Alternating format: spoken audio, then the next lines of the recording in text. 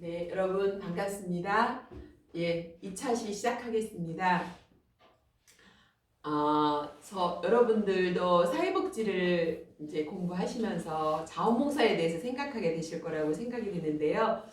저도 한 20여 년 전에 사회복지를 공부하면서 제가 이게 적성에 맞는가? 라고 하면서 제가 고민의 끝에서 자원봉사를 했던 경험이 있습니다. 저는 어디를 갔냐면요. 한 5일 정도 배낭을 메고, 여러분 혹시 들어보셨는지 모르겠네요. 소록도라고 아세요? 저는 소록도에 갔습니다. 소록도에 갔는데 거기에는 한세시병, 예전에는 여러분 문둥병이라고 했는데 한세시병이라고 명명하는 게 더 바람직한 용어인 거 아시죠? 예, 한세시병 지금은 없지만 후유증으로 그 소록도에 그 병원에 계신 분들이 많이 있었습니다.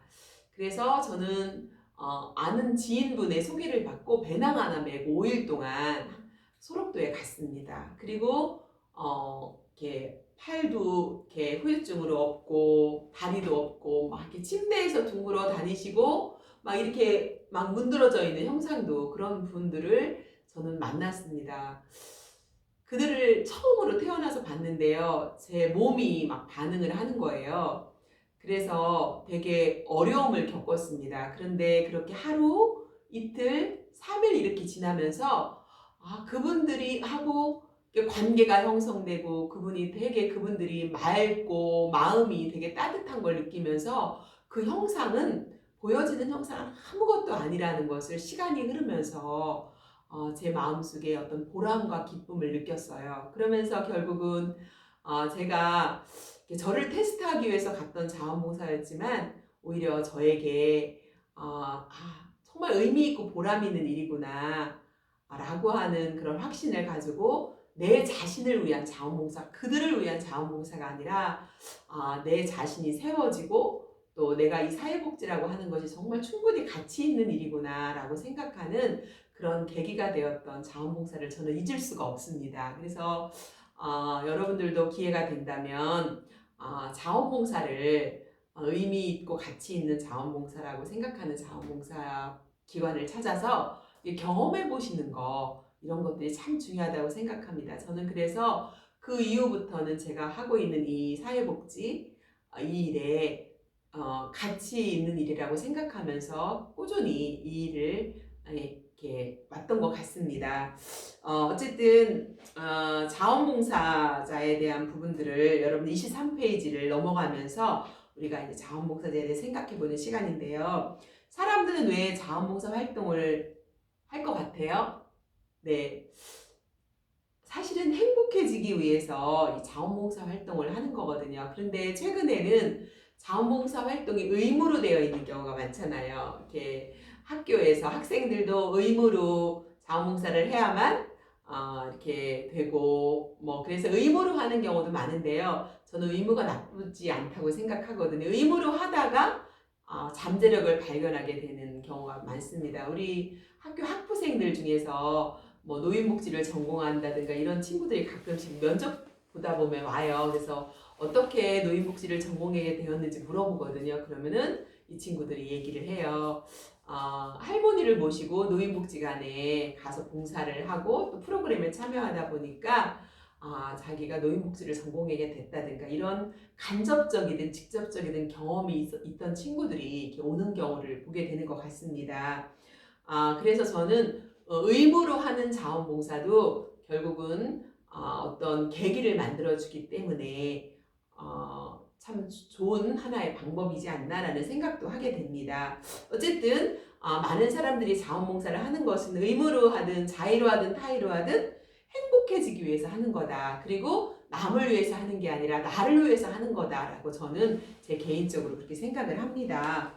자, 이처럼 독일과 미국에서 진정한 일상 재구성법을 이용한 조사에 따르면 자원봉사와 자녀와 함께 시간 보내기가 가장 즐거운 일이었고 또 목적의식을 가장 높이는 것으로 나타났다라고 이렇게 이야기를 합니다. 또 자원봉사는 다른 사람과 함께 할 때 더 큰 즐거움과 목적의식을 느끼는 것으로 나타나고 있습니다. 그래서 최근에 여러분 사랑의 집 짓기, 헤비타트 운동 뭐 이런 거 얘기 들어보셨을 텐데 거기서도 집을 내가 그 집에 입주하려면 최소한 뭐 가족이 다 참가해서 몇 시간 이상은 자원봉사를 해야만 집에 입주할 수 있다라고 하는 그런 규정이 있다고 합니다. 제가 아는 지인이 그 집에 입주했는데요. 가족 간에 되게 이렇게 소원하고 그 대화가 별로 없었답니다. 그런데 그 집을 지으면서 가족이 자원봉사를 참여하면서 서로 같은 공간 안에서 이렇게 움직이고 또 주제가 같고 또 몸으로 같이 움직이고 땀을 흘리면서 가족 간에 소통하게 되었고 관계가 회복되면서 그 사랑의 집 짓기 운동을 통해서 그 사랑의 집으로 입주하게 됐다라고 하는 이야기를 하면서 결국은 자원봉사를 하면서 가족이 하나 되는 경험이 되었다라는 제가 미담을 들은 경우가 있습니다. 이렇게 다른 사람과 함께 할 때 더 큰 즐거움과 목적의식을 느끼는 것이 자원봉사다라고 하는 부분이죠. 그래서 최근에는 가족끼리도 함께 공유할 수 있는 것들이 많이 없잖아요. 어떨 때 보면 중고등학생 아이가 있을 때는요. 같이 식탁에서 밥 한 끼 먹는 것도 힘들 때가 있잖아요. 그래서 최근에는요. 가족끼리 함께 공유할 수 있도록 가족 자원봉사단이라고 하는 것들이 있습니다. 그래서 가족끼리 함께 자원봉사하면서 이렇게 대화를 공유하고 또 시간을 공유하면서 친밀감을 형성하는 이런 것들도 이슈화되는 그런 자원봉사 프로그램 중에 하나이기도 합니다. 어쨌든 행복하기 위해서 또 함께하기 위해서 이렇게 자원봉사를 한다라고 하는 것이죠. 또 여러분 23페이지에 두 번째 패러그래프에 보면 마법의 시간 100시간이라는 법칙이라는 말이 있는데 연간 100시간 정도를 자원봉사에 쓰는 사람은 그렇지 않은 사람보다 행복감, 만족감, 자부심이 더 커진다고 이렇게 이야기합니다. 여러분 연간 100시간이면 일주일에 몇 시간 정도일까요? 평균적으로? 네, 맞습니다. 일주일에 한 2시간 정도를 자원봉사하면 연간 100시간이 되는데 이런 사람들은 자기의 삶을 더 행복하게 이렇게 살고 있다라고 하는 거죠. 결국은 남을 위해서 하는 것이 아니라 자기 자신이 더 행복해지는 것이라고 하는 것을 이야기를 하고 있습니다. 자, 그렇다면 여러분 교과서 25페이지로 넘어가 보시면 자원봉사의 대상자가 있습니다. 보편적으로 우리가 자원봉사 대상자를 보고 여러분은 어떻게 생각하시는지 모르겠습니다. 쉽게 말하면 자원봉사를 원하는 욕구가 있는 클라이언트를 우리는 불쌍한 사람이라고 생각해 본 적은 한 번도 없으신지요? 저는 여쭤보고 싶습니다. 자, 예를 들면 자원봉사를 하고 싶다고 자원센터에 찾아온 사람 가운데는 어떤 사람이 이렇게 시각장애가 있다든가 또 걸을 수 없는 사람을 그 사람을 불쌍한 사람을 돕고 싶다는 그런 사람을 돕기 위해서 왔다라고 하는 의식을 갖고 있는 사람이 있습니다. 이런 것이 지나치게 되면 방문한 시설에서 불쌍한 가운데서도 약해지지 않고 밝게 걷는 아이들의 자세에 감동해서 눈물을 흘리는 사람도 나올 것입니다. 불쌍한 사람이라고 생각했는데 그 사람이 너무나 밝게 걷고 밝게 살면 그걸 보고 감동하는 이런 사람이 이런 제일 힘들다라고 하는 클라이언트가 있습니다. 그래서 우리가 이렇게 자원봉사자의 서비스를 요청하는 사람을 불쌍한 사람이라고 생각하는 의식이 있다면 그것부터 변화시키는 것이 참 필요하다라는 생각을 합니다. 그래서 조정자의 역할은 불쌍한 사람을 도와주는 것이라고 할 수 있을까요? 예, 그렇지 않죠. 그래서 어떤 장애인은 이렇게 말했습니다. 불쌍하다는 말이나 신체가 부자유스러운데도 너는 참 잘 견뎌낸다. 이렇게 말하는 사람이 본인은 정말 싫다. 이렇게 말하고 있습니다. 예를 들면 불쌍하다는 그 언어 자체는 물론 차별 언어는 아니지만 그 언어를 사용하는 사람과 그렇게 불리는 사람의 감정에 따라서 극히 때로는 차별적이고 불쾌감을 줄 수도 있기 때문입니다. 그래서 여러분에게 제가 시를 하나 읽어드릴 건데 이것을 통해서 우리가 자원봉사의 대상자를 불쌍한 사람이라고 1%라도 생각을 했다면 그 인식을 바꾸는 것이 얼마나 중요한 일인가를 다시 한번 자각하게 될 거라고 생각합니다. 여러분 교과서 26페이지를 한번 펴보실게요. 자, 여기에 보면 자원봉사자 거부선언이라는 것이 있습니다. 자, 제가 읽겠습니다. 자원봉사자는 나의 적, 나는 자원봉사자 그놈을 거부한다. 이게 제목입니다. 자원봉사자 그놈들은 나를 교모하게 자멸시킨다. 자원봉사자 그놈들은 능숙하게 응석 부리도록 만든다. 자원봉사자 그놈들은 바라지도 않은 것을 해주려고 한다. 자원봉사자 그놈들은 겨우 남아있는 힘마저도 약화시킨다. 자원봉사자 그놈들은 나를 액세서리로 만들어 거리를 활보한다. 자원봉사자 그놈들은 내 휠체어의 덕을 똑똑히 보고 있다. 자원봉사자 그놈들은 나를 멋진 젊은이들의 결혼식을 장식하는 가련한 도구로 쓴다. 자원봉사자 그놈들은 나를 여름휴가의 과제로 여긴다. 자원봉사자 그놈들은 그들의 자녀들에게 관찰일기를 쓰게 한다. 자원봉사자 그놈들은 내 방자함과 완고함을 확실한 권리라고 우기게 한다. 자원봉사자 그놈들은 오만과 무지를 가장 소중한 개성이라고 믿게 만든다. 자원봉사자 그놈들은 비협조와 몰상식을 늠름한 행동이라고 부추긴다. 자원봉사자 그놈들은 고급 주택가 한복판에 자립의 깃발을 꽂아 사람들을 모이게 한다. 자원봉사자 그놈들은 사일 속에 환상의 섬을 만들어 나를 그 속에 고립시킨다. 나는 그놈들에게 꼬리를 쳤다. 그놈들은 교모하고 능숙하게 나를 사육하고 길들였고 더러운 손으로 나의 턱을 어루만졌다. 나는 더 이상 그놈들의 기분을 맞추어주지 않을 것이다. 또 나는 그놈들의 손이 뻗쳐오면 나는 반드시 그놈들의 손을 깨물어 버릴 것이다. 자, 이 자원봉사자 거부 선언을 통해서 어떤 장애인 단체에서 기관에 투고한 것인데요. 결국은 좋은 것으로부터 출발한 자원봉사가 결과적으로는 상대방의 자립심을 저해하게 되어버린 것을 예리하게 고발하고 있는 이 거부 선언이 아닌가라는 생각이 들어서 우리가 자원봉사를 할 때 불쌍한 사람, 또 항상 누군가의 도움이 필요한 사람이라고 이렇게 단정하는 것은 자원봉사의 본질을 왜곡시키는 것이라고 하는 것을 이 자원봉사자 거부 선언을 통해서 우리가 알 수 있을 것 같습니다. 이처럼 도움을 받는 측이다 라고 하는 그런 방식만 있는 것이 아니라고 하는 것들을 우리가 인식하는 것이 필요할 거라는 생각이 듭니다. 두 번째로 공동으로 기획하는 참가자라고 하는 부분에 대해서 이야기를 하고 싶습니다.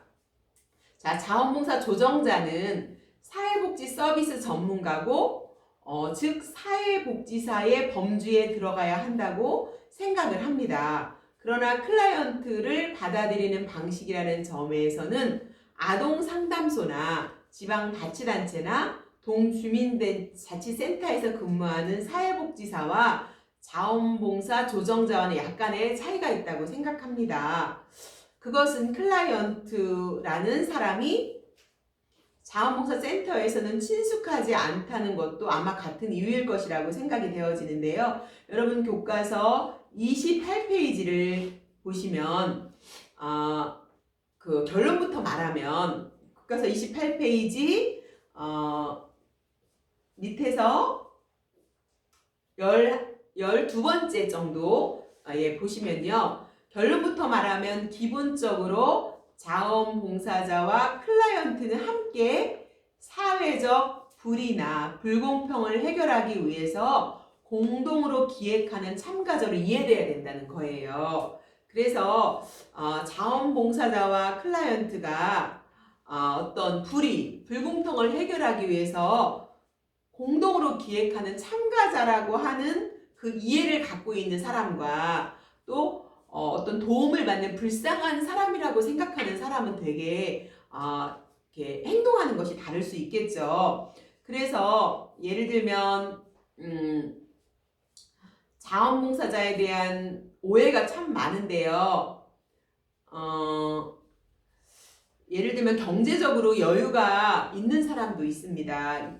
근데 경제적으로 여유가 있으면서도 유급 간병인은 과분하기 때문에 무료의 자원봉사자를 이용하려는 이런 클라이언트도 있을 수 있습니다. 그리고 또 어떤 때는 앞에서 언급한 것처럼 자원봉사자의 도움을 필요로 하는 사람을 항상 도움을 받는 측, 약자로 고정하여 받아들이는 그런 잘못된 것도 있습니다. 그렇기 때문에 우리가 이제 자원봉사자와 클라이언트를 이제부터는 우리가 공동으로 기획하는 그런 참가자라고 하는 그런 인식을 가지고 자원봉사를 바라보는 것이 중요하다라고 할 수 있습니다. 세 번째, 여러분 교과서 29페이지에 보시면 도움을 받는다는 것에 대해서 나와 있습니다. 여러분 보통 우리가 사회복지의 궁극적인 목표는 뭐냐면 행복하기 위한 거지만 사실 자립자활에 있거든요. 그래서 우리가 자립이란 무엇인가 라고 하는 부분인데요. 자립이라는 것은 궁극적으로는 다른 사람에게 의존하지 않는 것이라고 할 수가 있습니다. 그런데 우리가 이 세상에 살면서 누군가에게 의존하지 않고 살 수 있는 사람이 몇 명이나 있을까라는 생각이 듭니다. 저도 이제 직장 생활 맞벌이를 하면서 아이들을 양육을 했는데요. 때로는 부모의 도움을 받기도 하고, 때로는 뭐 야근이 생기거나 어려움이 생기면 친척과 이웃의 도움을 받기도 하고, 뭐 누군가의 도움을 빌리지 않고서는 생활할 수 없었던 그 경험들이 많이 있습니다. 자, 그래서 우리가 누군가의 도움을 빌리지 않고 혼자서 생활할 수 있는 것을 자립이라고 한다면 사람은 결코 자립할 수 없는 동물이지 않는가라는 생각을 합니다. 그래서 인간 사회에서 도움을 받지 않는 것을 목표로 하기보다는 우리는 필요할 때 적절한 도움을 받는 것이 오히려 중요한 것이다 라고 하는 생각을 저는 하게 됩니다. 그래서 보통 우리가 건강한 사람, 물론 육체도 건강해야 되고 정신도 건강해야 되지만 건강한 사람은요 주기만 하는 사람을 건강한 사람이라고 하지 않지 않습니까? 여러분도 다 아시겠지만 주고받고 할 수 있는 사람이 건강한 사람이라고 우리가 이야기를 합니다. 그래서 우리가 도움을 받는다고 하는 것이 이렇게 그런 개념에 있어서 우리가 힘들 때는 도움을 받을 수도 있고 또 내가 여유가 생길 때는 또 누구에게 도움을 줄 수도 있고 우리는 주고받을 수 있는 것이 건강한 관계다라고 하는 이런 인식이 필요한 것이다 라고 하는 것을 말씀을 드리고 싶습니다. 여러분 교과서 30페이지를 한번 보시면 자 넷째 줄에 보면 그러면 적절한 도움을 받는 방법, 바꾸어 말하면 자립에 필요한 도움을 받는 방법이란 구체적으로 어떻게 하는 것일까 라고 하는 의문이 있습니다. 여러 가지가 있겠지만 한 가지 도움을 받는 측이 도움을 주는 자에게 내가 도움을 받는 측이 도움을 주는 자에게 뭐를 도와달라고 하는 도움 내용과 도움 방식을 어떤 식으로 방식으로 해달라고 하는 거에 대해서 적절하게 설명해 줄 수 있는 것이라고 생각합니다. 예를 들면 도움 주는 사람이 일방적으로 주고 싶은 대로 준다면 받는 사람에게 적절한 서비스라고 할 수가 없습니다. 그래서 도움을 받는 사람이 원하는 방식과 원하는 내용대로 그것을 적절하게 설명할 수 있다면 훨씬 더 좋을 것 같다는 생각을 하게 됩니다. 자, 그렇게 생각하고요. 여기 교과서 30페이지에 보면 내성마비로 양손을 움직일 수 없는 장애인의 책에서 기술하고 있는 일부를 인용한 것이 있습니다. 자, 여기 보면 이거를 다 읽을 수는 없을 것 같고요. 우리 선생님들께서 이 책을 다 이 사례를 읽어보시면 좋을 것 같은데요. 여기 보면 31페이지 밑에서 한 10줄 정도에 보면 잊지 말아야 할 것은 보호를 받는 측이 결정권을 가진다는 거죠. 그러니까 우리가 보호를 받는 측이 또 도움을 받는 측이 결정권을 가지고 자신의 손으로 가정일을 할 수 없지만 스웨터의 세탁을 의뢰할 때도 물의 온도나 양 또는 세제의 양이나 말리는 방법까지 알아서 지시하지 않으면 안 된다는 거죠. 나는 어떤 방식으로 해줬으면 좋겠어요 라고 하면서 도움을 받는 사람이 결정권을 가지고 이야기할 수 있는 것이 되게 중요하다라는 거죠. 근데 그렇게 요청한다고 해서 기분이 나빠서 거절해 버린다면 되게 공포스럽고 서로 간에 갈등을 가질 수가 있을 거라고 생각이 되어집니다. 그래서 예를 들면 가사를 전문적으로 하는 주부가 자원봉사를 하러 올 때도 있는데 그럴 때는 내가 하는 방식대로만 하는 것은 아니고 가르쳐 주세요 라고 솔직하게 말하는 거에서 이야기를 하고 있습니다. 반대로 부엌칼을 잡아보지도 않은 학생이 올 때도 있습니다. 자원봉사자로. 그런 여학생의 경우에는 보고 있는 편이 조마조마하겠죠. 그 여학생이 할 수 없다고 생각되면 메뉴를 간단한 것으로 바꾸기도 합니다. 예를 들면 무채를 만들 예정이었지만 자원봉사자가 그쵸 부엌칼을 잡아보지는 않았는데 무채를 만들어 달라고 할 수 없잖아요. 그래서 은행잎 볼로 썰기도 하고 조림 요리를 만들기도 하고 또 생선 굽는 것으로 도움을 받는 자가 변경하기도 합니다. 그래서 내 지시대로 생전 처음 카레라이스를 만들게 되어서 감격하고 돌아간다는 자원봉사자 여학생도 있었다고 합니다. 또 나에게 도움을 주는 가운데에서 그녀가 조금씩 요리를 배워가는 것도 즐거운 일이었다라고 자원봉사자가 이야기하고 있습니다. 그런 것에는 상대방에게 맞추려는 유연성도 필요하다고 생각합니다. 이 글을 통해서 도움을 받는 자가 결국은 결정권을 가지고 있고 또한 경우에 따라서 자원봉사를 와서도 보람을 느끼고 배우고 갈 수 있는 그런 과정에 대해서 여러분 30, 31페이지 사례를 한번 읽어보시면서 여러분들이 이해를 하시면 좋을 것 같습니다. 자, 그처럼 32페이지 밑에 줄에 보시면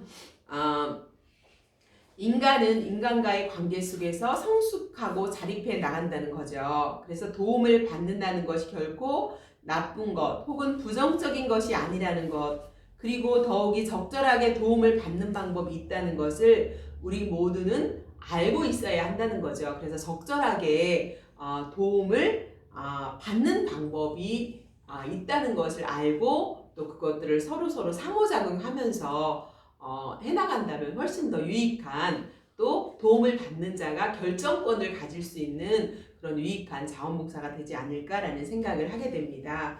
자, 그렇다면 자원봉사의 주요 이슈에 대해서 한번 살펴보도록 하겠습니다. 자원봉사의 주요 이슈는 첫 번째로 지역사회의 재구성입니다. 결국은 우리가 살고 있는 지역사회를 풍성하게 만들고 가꾸는 것이 참 중요한데 오늘날 우리가 살고 있는 지역사회는 앞사람도 옆사람도 잘 모릅니다. 엘리베이터를 타도 같은 마을에서 서로 인사를 안 할 때도 있습니다. 이렇게 우리나라는 정문화인데 정이 사라진 그런 거죠. 예전에는 교과서에도 나와 있지만 이삿떡을 돌렸어요. 지금은 오히려 이삿떡을 돌리는 그런 풍경은 볼 수가 없습니다. 오히려 그걸 가져왔다 그러면 문을 안 열려준다거나 아기가 자는데 배를 누르면 깬다고 한다거나 비아냥거리는 이런 그런 지역사회가 되게 냉랭한 사회인 것을 알 수 있습니다. 또 밤길을 가다가도 뒤에 어떤 남성이 쫓아오면 우리는 그 남성이라는 이유로 잠재적 가해자로 생각하면서 막 달리고 도망가게 되는 경우가 있습니다. 알고 보니까 도착해서 보니까 옆집 아저씨였더라라고 하는 이런 이렇게 웃지 못할 그런 이야기들도 있는데요. 이처럼 우리가 길에서 우연히 만나는 사람은 이웃이 아니라 잠재적인 범죄자로 취급하는 이런 시대에 우리가 너무나 냉랭한 시대에 이렇게 살고 있습니다. 왜 이렇게 되었을까요? 과거에는 우리 사회도 이웃과 지역사회에 대한 소중함을 간직해 오면서 살았습니다.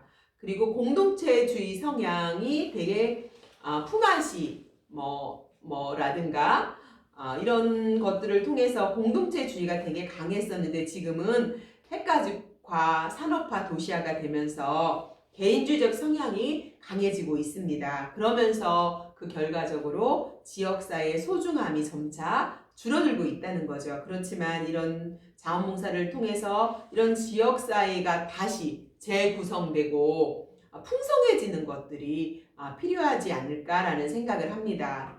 자, 여러분 교과서 34페이지 보시면 이렇게 지역사회가 붕괴된 원인을 크게 4가지로 이야기하고 있습니다.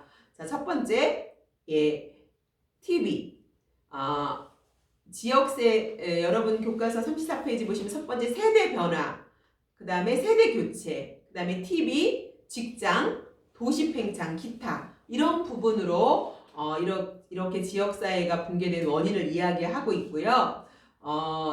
여러분들이 또 하나 지역사회의 이완 내지는 붕괴의 결과로 예측되는 것들에 대해서 4가지만 이야기하고 마치겠습니다. 자, 첫 번째는 시민들 사이에 정겨움이 사라지고 번제와 폭력성이 증가했다라는 얘기고요. 두 번째는 이웃 간의 관계가 작동되지 않게 된 거. 세 번째는 경제적 효율성을 떨어뜨리게 된 거. 네 번째는 건강과 낮은 사회적 자본과의 강한 상관성이 있는 부분에서 이 지역사회가 이렇게 이완되고 또 내지는 붕괴의 결과로 볼 수 있습니다. 이렇게 이런 것들을 통해서 우리 사회가 지역사회가 더 이렇게 재구성되고 또 풍성한 사회가 될 수 있도록 자원봉사가 활성화돼야 된다라고 하는 것들을 다음 시간에 또 구체적으로 살펴보도록 하겠습니다. 수고하셨습니다.